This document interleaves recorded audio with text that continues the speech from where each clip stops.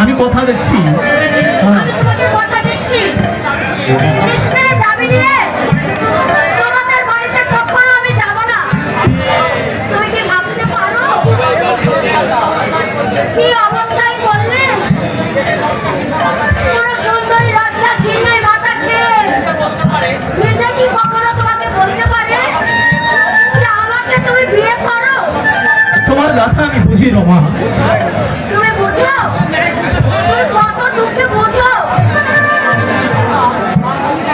বাঙালি ঘরে তোমারই ঘরের বিয়ের কথা ওর সবল ভগবানও বুঝে না।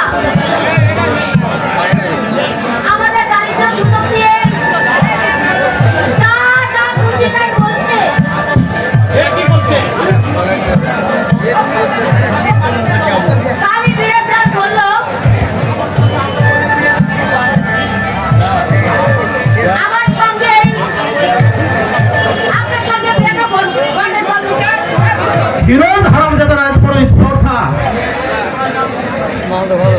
এরা চোরাই মাল বিক্রি করে ইদানিং দুটো পয়সা করেছে, অথচ 2 বছর আগে যে পেট ভরে ভাত খেতে পেত না। আচ্ছা, তাহলে উঠতে আমি কুলাতো না।